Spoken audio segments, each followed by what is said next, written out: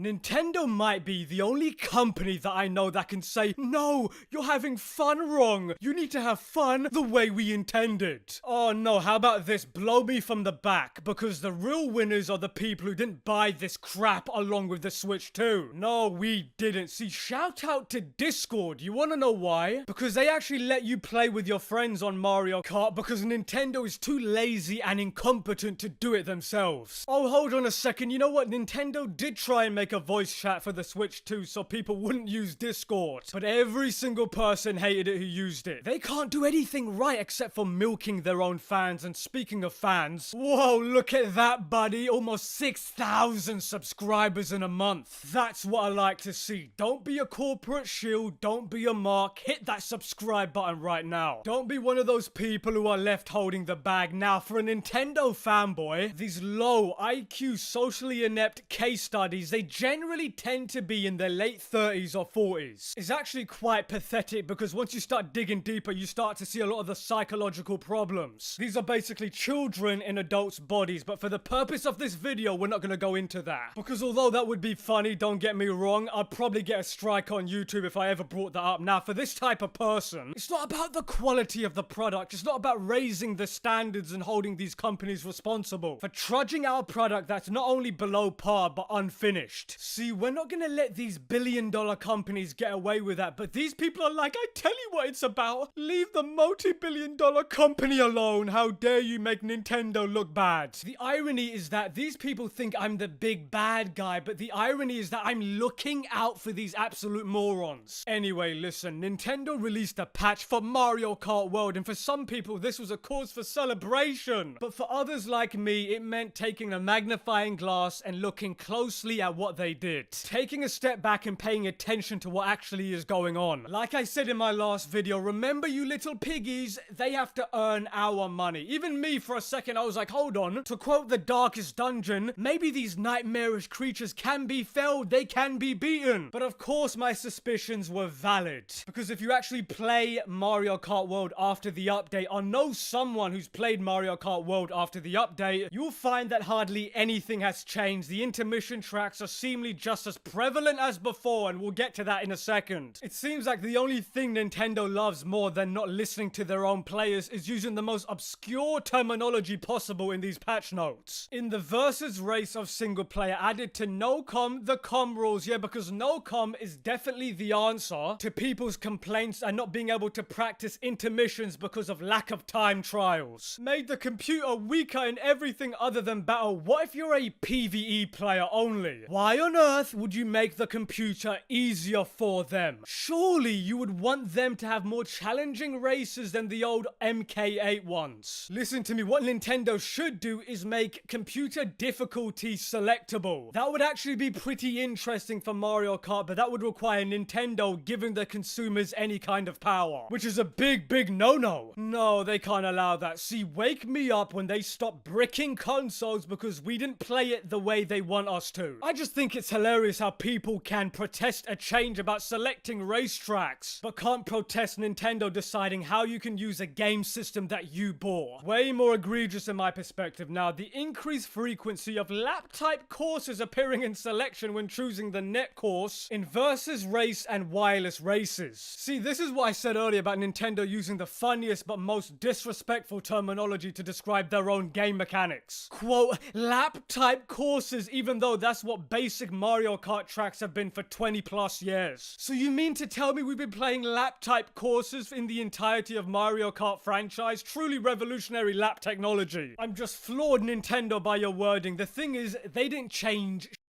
The odds are indeed higher for 3-lap tracks showing up, but not by much. Because even if it was just a 1% increase, it would still technically be an increase without any significant difference. Let's just say it was 20% before and now it's like 25%. They still didn't add modes for it and it's still no different when choosing random. I want to make clear what Nintendo just did. They didn't reverse their universally panned decision and instead provided a tiny increase of what they they should have done, and it's being celebrated by their legion of sycophants. I am telling you, these Nintendo apologists are truly beyond saving. So when they did say that they increased the chances of lap-type courses, what they failed to mention was by how much. Increasing the chance by 1% is still technically increasing it, but we're not happy with that. So when I go on Twitter or I go on any of these sites and these people claim that Nintendo backtracked, a backtrack would imply that they reversed the changes by making random select always be 3-lap tracks like before. That's not the case from what I'm reading, but rather a higher likelihood of a 3-lap track appearing. Because Nintendo didn't fix the problem, they probably raised the value of it happening by 1 or 5% and called it a day. What Nintendo did in their own begrudging way in this update was hoping that people would be content with the small mediocre changes to the consumer experience, which to me of course didn't work. So you can force the apologist to do whatever you want, but you can't force everybody. I still can't get over the quote lap type courses. I'm telling you, these developers of this game are so stubborn and pathetic. These guys really think that the intermissions are the most innovative and most fun thing to ever happen to the franchise. Meanwhile, everybody unanimously picks the track over the 3 intermission courses. Nobody wants to drive straight for 125 miles just to play a single 10-second lap of Cooper Beach. They just need to bite the bullet and add a classic race mode with 3 lap tracks and like 12 races. But that's my point. They know the people, everybody hates the intermissions, but why not add the normal race mode? Because if you're so set on intermissions, they should just let us play the full track and the intermissions. It's not that hard. Or here's a great idea. Have the 24 intermission races as its own thing. You would think though the writing is on the wall when 99% of players are voting for the 3-lap tracks when given the chance. But that's the ego part. See, the reality is these egotistical developers are just mad because they spent the last 7 years creating a gameplay that every single person despises. Because imagine if every one of these Nintendo dents never bought their games and never bought their consoles. All of their games will be put back on cartridges. They won't be able to nickel and dime their supporters the way they do now. But not only just that, we would be getting seasonal discounts on the regular. But no, we have Nintendo fans screaming at the top of their lungs at these stupid game trailer reveals and immediately turn their pockets inside out. Look, Mario Kart World isn't successful by any kind of metric Nintendo thinks is important. Sure, they probably made a lot of sales, but it was bundled with the Switch too. But more importantly, the lobbies are empty and it's hard to find players. The entire thing is dead with no chance of resuscitation. With Nintendo, everything changed after they put those corpos as CEOs that know nothing about gaming, and the only thing they care about is showing their appeasement to the shareholders. Or as I should say, appeasing the shareholders. Mario Kart World feels so corpo at times, with so much focus on the quote superficial stuff, which is no doubt for advertising, rather than actual gameplay depth. This was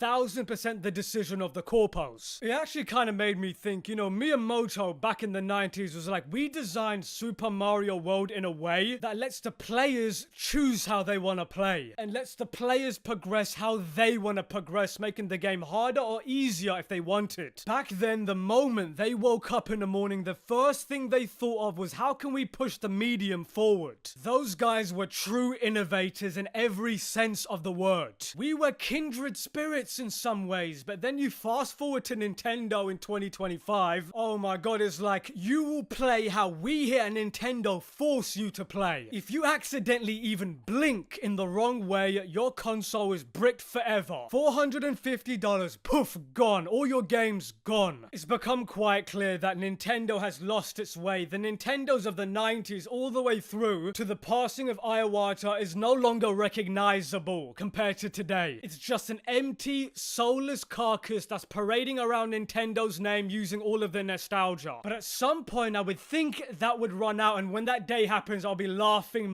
off. And on that bombshell, let me know what you think in the comments. I'll be reading them once again. Manix out.